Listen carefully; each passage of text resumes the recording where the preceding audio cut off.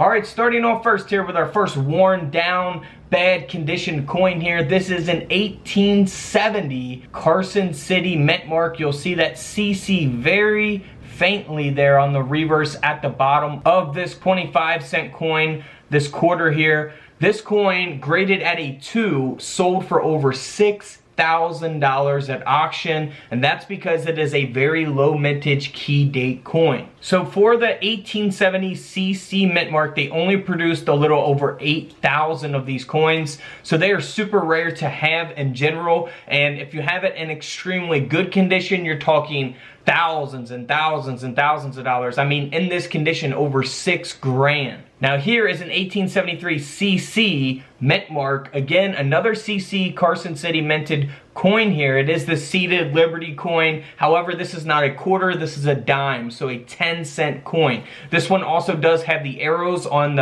each side of the date, so that's what you want to look for. So for the 1873 with the arrows at the date, they only produced over 18,000 of these coins. So super low mintage, like I said, key date coin here. You know, they minted 18,000, but how many actually still exist today? You know, how many are in the ground or got lost or in the ocean or something? You know, there's a million different scenarios of what could happen, but only a little over 18,000 of these were actually made. So that's what's going to make it super rare and valuable, and that's why this coin sold for over $1,400 even in this condition. Now, had it been, you know, a better condition coin, much higher grade, of course it would have sold for a lot more money. All right, so next up is an 1873 seated Liberty $half coin, so a 50-cent piece here. Now this is, we got a couple different things going on here. So first, it's the 1873 no mint mark. It does not have the arrows on each side of the date, and it has an open 3 as opposed to a closed 3.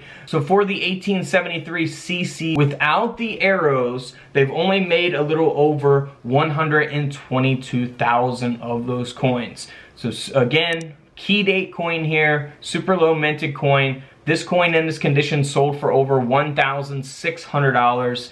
Just a worn down old dirty coin for $1,600. You can't beat that. Now here's an 1874 Carson City CC mint mark. This is the 10-cent piece, so you'll see the CC there on the back. It's a dime. This coin does have the arrows on each side of the date, and they only made over 10,000 of these coins. So a little less than 11,000 for this specific coin here. And this coin in this condition sold for over $2,400. A $2,400 dime. Now here's a coin you guys are probably more familiar with, a Morgan dollar. You know, a lot of our Morgan dollars probably look worn down like this and circulated, but this is a very rare key date coin. This is an 1893 S mint mark. So on the reverse of the coin, you'll zoom in there at the bottom and you'll see that S mint mark. So this coin ended up selling for over $1,000 at auction in this condition, because they only produced, you know, 100,000 of these coins. That is a very low minted coin there. Like I said, again, key date coins here. That's what's making these coins valuable, even in poor condition. You know, had this coin been a high mint state grade, you're talking a lot of money. A lot more than $1,000. Now, this is the same case for this Barber Quarter here. This is the 1901 S mint mark. So this coin is graded by PCGS at a 2. Again, the coin grading scale goes from 1 to 70. 70 being the best, 1 being the worst grade you can get, of course. This is at a 2, so very low grade, not good condition, right? However, because it's the 1901S and they only made 72,000 of these coins, that's what's going to make the coin valuable, and that's why it sold for over $1,800.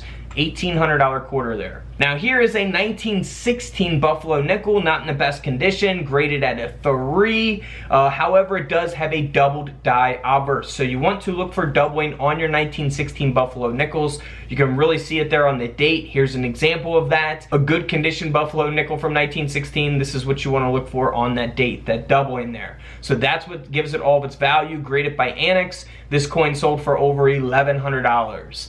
$1,000 nickel there. And then here is a 1927 piece dollar that sold for over $1,400. Someone paid over $1,400 for this piece dollar. So for the piece dollar in 1927, they produced just over 800,000 of these coins, 848,000. So it is the key date one of the key dates for the piece dollar. They only produced, 848,000 compared to tens of millions like other piece dollars, or over a million. That's not the rarest piece dollar. It is the second lowest minted. The lowest minted is the 1928 no mint mark with 360,000. But it is, a key date to look for. However, the reason that this really sold for this much money is because it's graded at a 1.